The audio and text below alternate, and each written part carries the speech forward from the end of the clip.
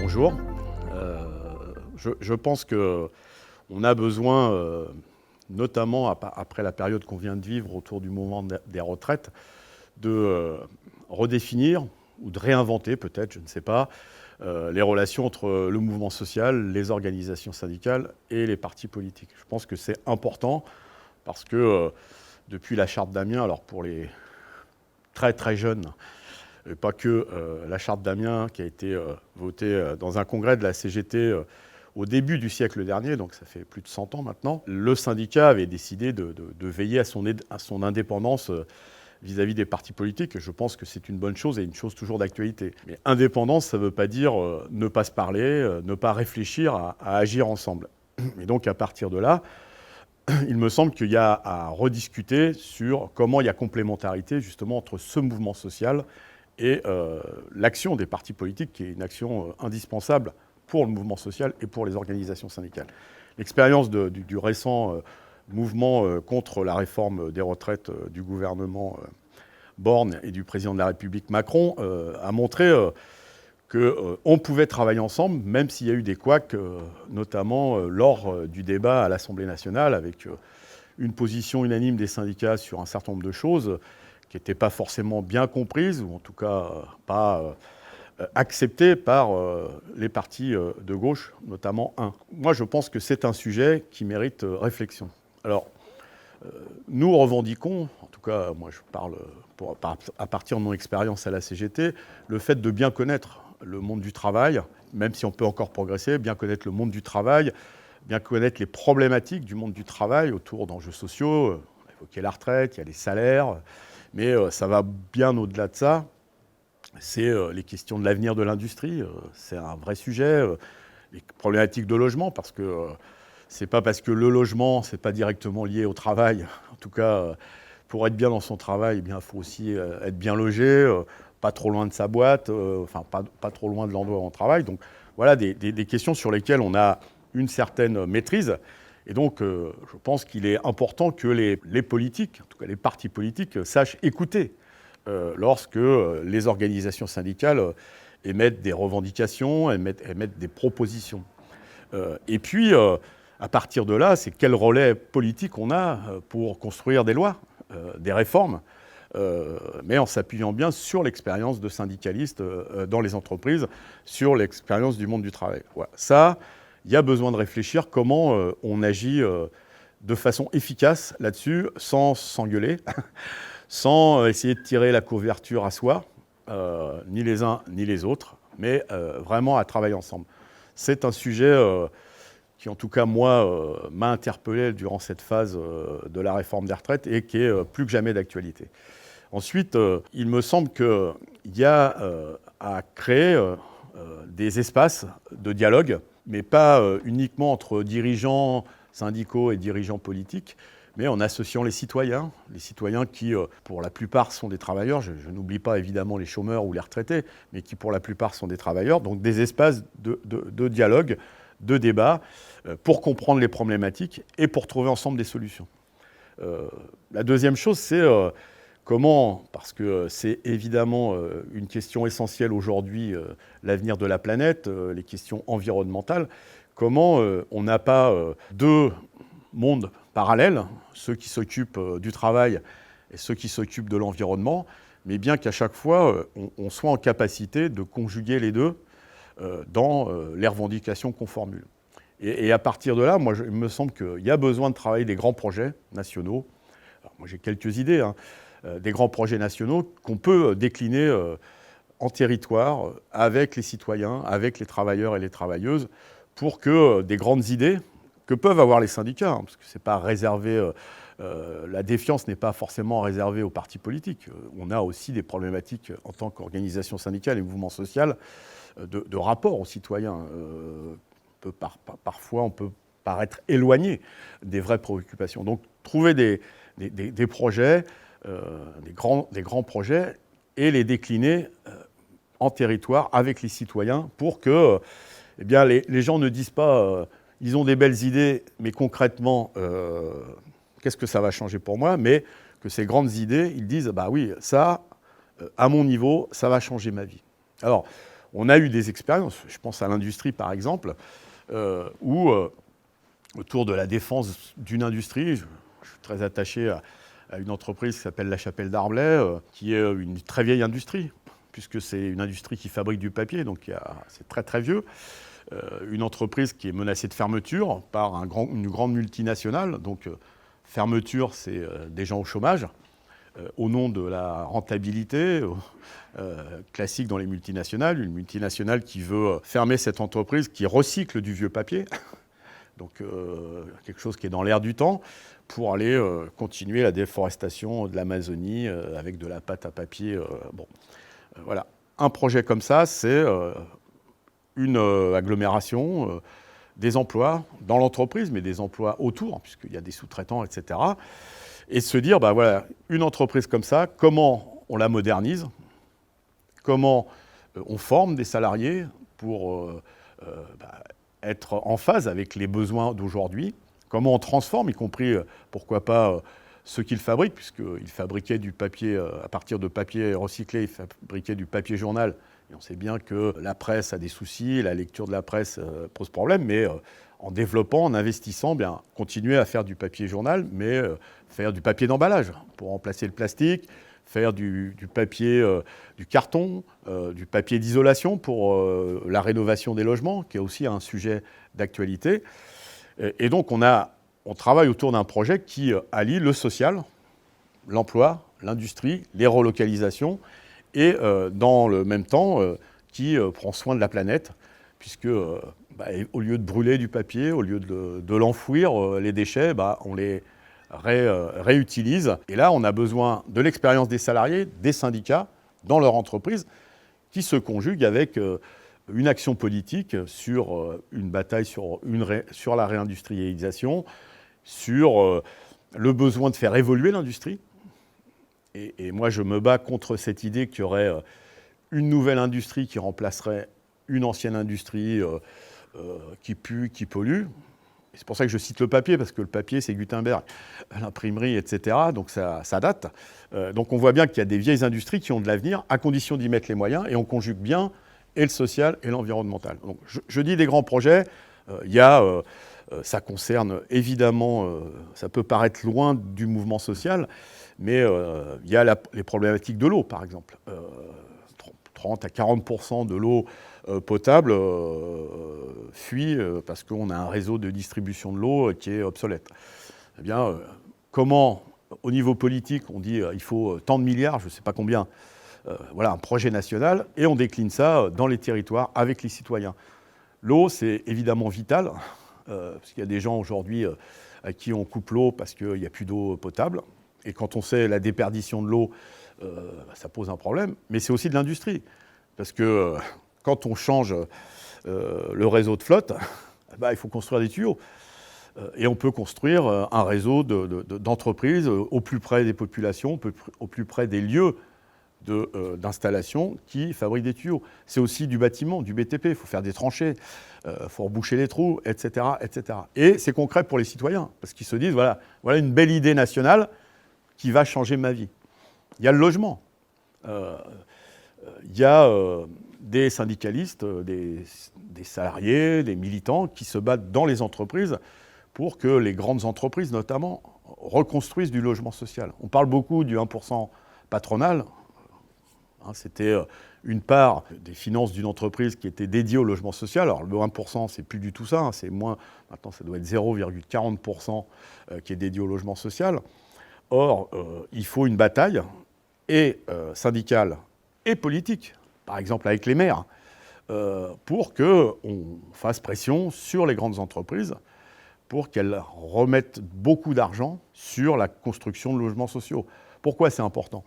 Moi, je vois dans beaucoup d'entreprises des salariés, si on prend la façade atlantique, et même on peut remonter dans la Manche, les gens ne peuvent plus habiter près de leur lieu de travail parce qu'il y a toute une partie du littoral qui est dédiée à des gens qui viennent en vacances bien souvent avec beaucoup de moyens. Et puis ceux qui travaillent sur place, ils sont obligés d'aller habiter très loin de leur entreprise. Quand on habite très loin de son entreprise, il y a les problèmes de mobilité. Comment on va au boulot? Il faut se lever tôt. Mais c'est valable dans les grandes agglomérations. Je discutais avec des salariés de la RATP. Eux, personne ne les emmène au boulot. C'est eux qui emmènent les gens au boulot. Et plus ils habitent loin de leur lieu de travail, plus c'est des déplacements, et donc ça pèse sur leur vie quotidienne, ça pèse sur leur travail, parce qu'ils sont crevés, et puis en général ils se barrent. Donc comment on fait en sorte de se dire, et c'est d'actualité, tout le monde parle de logement en ce moment là aussi, on fait en sorte que des grandes entreprises qui donnent des milliards à leurs actionnaires prennent un peu de ces milliards aux actionnaires pour dire on va construire avec des collectivités territoriales sous l'égide de l'État du logement social à la hauteur des besoins, notamment des plus jeunes. Troisième exemple, c'est la mobilité. La mobilité, c'est le transport. On fait beaucoup sur les voitures. C'est un sujet qui nécessite réflexion, surtout pour un mec qui a travaillé chez Renault pendant près de 41 ans, plus de 41 ans même. Ceci dit, on ne peut pas limiter le problématique de l'environnement et de la pollution au seul usage de la voiture, même si c'est un problème. Comment on fait en sorte que les gens, en général, puissent aller au boulot par des transports en commun? Ça veut dire de l'argent au niveau national pour améliorer le réseau ferré, pour améliorer les transports collectifs, que ce soit le métro pour les agglos, le tramway, et de façon à ce que on améliore le quotidien. Et ça fait partie du travail. Le déplacement de son lieu de domicile jusqu'au travail, ça fait partie du travail. Ce n'est pas en dehors de l'entreprise. Ça génère beaucoup de démissions aussi, l'éloignement et le temps qu'on passe en transport pour aller au boulot. On porte ensemble un projet national. Là aussi, c'est des milliards, effectivement, mais qui permettent une amélioration des conditions de vie des salariés pour aller au boulot, mais plus largement des populations. Or, il y a des départements, et on le sait bien, j'en connais un particulièrement qui me tient à cœur, l'Ardèche, où il n'y a plus un seul train de voyageurs dans ce département. Ça veut dire une multiplication des déplacements en voiture, une multiplication des déplacements en car, parce que maintenant, le TER, train express régional, c'est des autobus. Et là, on travaille avec les populations, avec les salariés, pour améliorer les problèmes de mobilité. Donc moi, je pense que c'est bien autour de ces questions qui sont forcément liées au travail, qui doivent être le trait d'union entre le syndicat, le mouvement social dont on parle, et le politique. Et puis, un autre sujet, et j'ai eu l'occasion de parler avec quelques politiques qui sont un peu perdus quand on parle de ça, c'est l'organisation du travail en tant que tel. Quand on parle de flux tendus, de stock zéro, ce qui est le cas dans de nombreuses industries, ça a des conséquences graves sur les citoyens. Par exemple, moi qui connais bien l'automobile, comme tout se fait en camion maintenant, le fret ferroviaire est en voie de disparition, malheureusement, par manque d'investissement. Tout ce qu'on mettait dans les trains avant, on les met sur des camions. Et ça a des conséquences sur la vie des travailleurs et des travailleuses. Il y a des intempéries, de la neige, un éboulement comme il y a eu en Savoie dernièrement. C'est des camions qui sont bloqués et donc des salariés qui ne peuvent plus travailler. Donc chômage technique, ou au mieux ou au moins mal, si je puis dire. Eh bien, on leur dit, vous retournez chez vous, on est jeudi, vous retournez chez vous parce qu'il n'y a plus de pièces pour travailler, puis vous reviendrez samedi, ou vous reviendrez dimanche, évidemment pas payé en heures sup, avec les conséquences sur la fatigue, sur la vie familiale. Donc il faut aussi s'occuper de l'organisation du travail. Ça, qui mieux, à mon avis, que les organisations syndicales, pour évoquer ce genre de questions, et avoir une qualité d'écoute suffisante de la part des politiques pour essayer de comprendre ces mécanismes d'organisation du travail et trouver des solutions. Et donc, par exemple, le fret, c'est aujourd'hui indispensable et ça a des conséquences concrètes sur la vie des citoyens à partir de cet exemple que je viens de donner. Mais c'est aussi important pour la planète.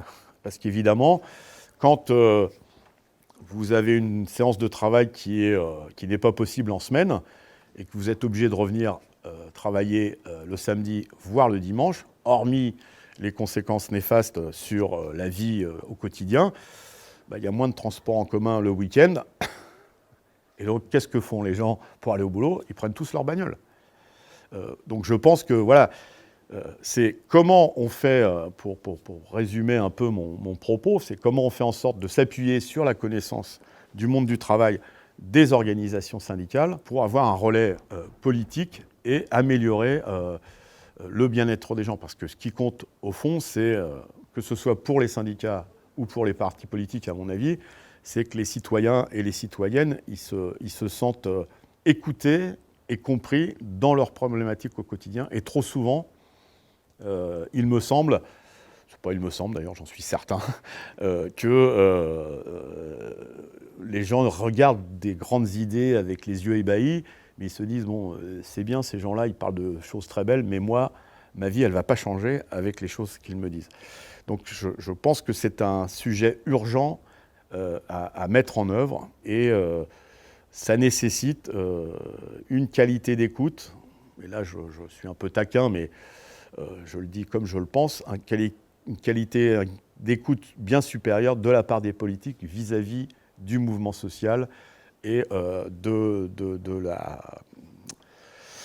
la parole des syndicalistes, et pas forcément des grands chefs des syndicats, hein, des syndicalistes dans l'entreprise, dans les services, sur ces aspects du quotidien. Voilà, moi, ce qui me semble important pour la période, en tout cas, c'est l'expérience que je tire du dernier mouvement social, mais c'est des idées que j'avais déjà avant, et je pense que c'est un vrai sujet à traiter rapidement dans la période qui vient. Et je le répète, les organisations syndicales font de la politique. On nous a souvent reproché de faire trop de politique. Il faut faire de la politique, mais dans le sens noble du terme. Parce qu'à partir du moment où on s'occupe de la vie des citoyens, on fait de la politique. À partir du moment où on conteste un projet de loi, et on le voit sur le mouvement des retraites, d'un gouvernement, on fait de la politique. Mais faire de la politique, c'est s'occuper de la vie des travailleurs, des travailleuses, des citoyens en général, des jeunes, en prenant en compte ces aspects sociaux et ces aspects environnementaux. Et donc, il faut que ces relations, elles soient d'abord fondées sur une qualité d'écoute supérieure, et sans essayer, pour être un peu trivial, de tirer la couverture à soi. Ce n'est pas des organisations syndicales à la remorque, ou, pour reprendre là aussi un vieux terme, mais compte tenu de mon âge, j'emploie parfois des expressions un peu vieillottes, mais d'être la courroie de transmission de qui que ce soit. On a des spécificités qu'il faut respecter. Et par contre, il y a un travail en commun à faire de ce point de vue-là. Voilà moi, ce qui me préoccupe, et l'expérience que je tire de ces quelques années où je me suis un peu occupé de la CGT. Et il me semble que c'est un sujet qui doit être développé. Ça ne remet pas en cause le fait que, on en croit souvent, que des politiques soient présents dans le mouvement social. Évidemment, on a besoin de leur soutien. Et quand des partis de gauche appellent à soutenir les mobilisations contre une réforme, évidemment que c'est important. Évidemment que c'est essentiel.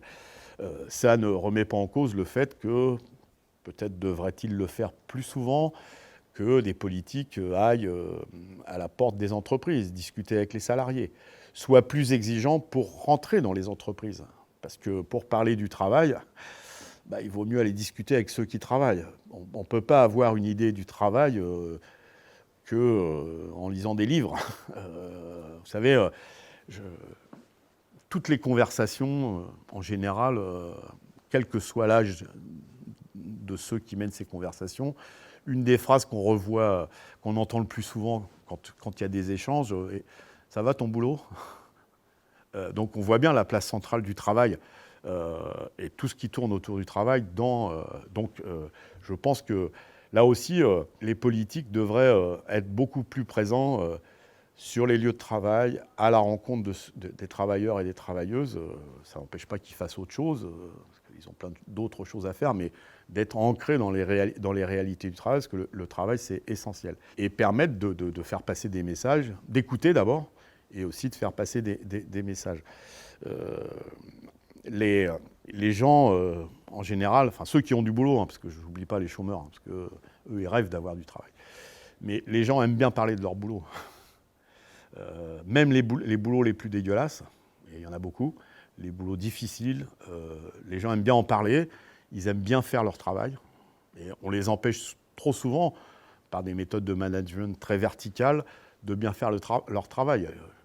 J'ai croisé plein de gens, et j'en ai encore croisé dans la dernière période, qui nous disent moi j'aimerais bien faire mon boulot correctement, mais j'ai un ordre, une note de service qui tombe, on me dit il faut faire comme ça, et on n'a pas le droit de discuter.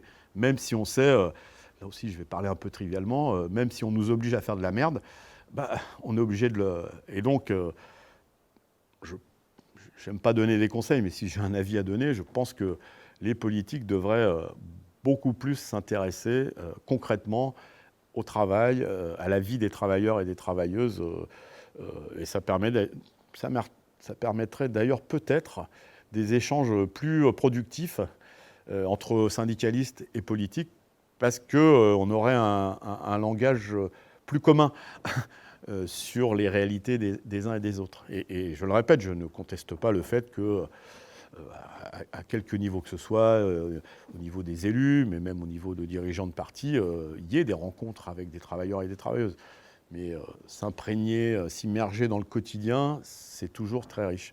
Et pour conclure, évidemment, tout en respectant la connaissance, ou en tout cas l'expérience, et on n'est pas obligé d'avoir 70 ans pour avoir de l'expérience, mais l'expérience de ceux qui côtoient les travailleurs et les travailleuses au quotidien, quand on parle salaire, quand on parle négociation salariale, quand on parle vie au travail, hygiène, sécurité, conditions de travail, eh bien, je pense que les syndicalistes qui sont au quotidien à côté de leurs collègues sont les mieux placés pour parler de ça. Voilà le message, ou en tout cas l'avis que je pouvais donner sur un sujet qui me préoccupe. Effectivement, ça peut pas... on critique la verticalité des décisions, que ce soit d'un président de la République, qui est très, très vertical, c'est « j'ai décidé, appliqué ». Mais dans les entreprises, c'est pareil, c'est le patron, ou en tout cas le board, qui dit « j'ai décidé, maintenant vous appliquez ». Donc on ne peut pas faire la même chose si on combat cette verticalité. Il se trouve que, même si les organisations syndicales ont beaucoup plus de militants et de syndiqués que d'adhérents que n'ont les partis politiques, il y a des réseaux à créer sur le terrain, quoi. Il y a des militants syndicaux ou des syndiqués de la CGT, pour ce que je connais un peu, qui sont adhérents à des partis politiques. Donc ça peut se faire au quotidien. Il suffit d'avoir justement ces passerelles, construire ces passerelles. Et ça ne peut pas être uniquement le secrétaire général de la CGT qui discute avec le secrétaire national d'Europe Écologie Les Verts ou du secrétaire national du Parti communiste ou je ne sais qui. Mais il faut aider à ce que ces passerelles elles se construisent. Donc casser cette verticalité que nous combattons, je pense, les uns et les autres, en gros, entre le grand chef qui pense et puis les gueux, ou tu les appelles comme tu veux, qui exécutent. Et il y a des expériences à faire. Il y a des relais d'élus de terrain. Par exemple, il y a des syndicalistes qui sont conseillers municipaux dans des villages, même des fois sans étiquette. Comment on organise ça au niveau local. Et c'est pour ça que je disais travailler des grandes idées, enfin des grandes idées. Alors soyons humbles, des projets. J'ai évoqué la flotte, j'ai évoqué la mobilité, le logement. Un discours national avec le souci de le décliner dans les territoires. Et il m'est arrivé, moi, de faire des assemblées dans des villes moyennes où on réunit 200 personnes autour de la question du logement, la question de l'industrie. On est capable de faire. Ça s'organise, mais avec l'idée que les gens se parlent. Et c'est ce qui manque dans notre société. Moi, je suis convaincu que les gens ont besoin de collectifs. L'idée qui a pu être développée il y a quelques années, qu'on serait trop individualiste, que les jeunes, on critique souvent les jeunes, ils ont envie de s'engager, mais sur une cause dont ils sentent qu'elle est importante. On ne leur vend pas du vent. Et donc, et ça, c'est le boulot, ça peut être la concrétisation de ce lien entre les politiques et le mouvement social, de construire des passerelles au plus près des réalités des citoyens pour qu'ils se parlent et qu'ensemble, ils construisent des choses. Pas toujours en réaction. C'est vrai qu'on arrive plus à mobiliser contre un projet que pour quelque chose. Il faut essayer de rééquilibrer ça. Il faut toujours contester. Hein. Les mauvaises choses, il faut toujours les contester. Mais avec toujours l'idée, on ne veut pas de ça, alors qu'est-ce qu'on veut ? Il faut faire rêver les gens, mais pas uniquement dans l'utopie, même s'il faut être utopiste. Et ça peut se faire en créant des passerelles au plus près. Il y a et je pense que les élus locaux, par exemple, qui sont les militants de base, un conseiller municipal, etc., peuvent, les gens qui habitent dans une cité, on peut les réunir. Il y a parfois un adhérent d'Europe Écologie Les Verts qui habite sur le même palier qu'un militant ou un syndicaliste de la CGT. Ils doivent pouvoir se parler et à nous de créer ces passerelles-là.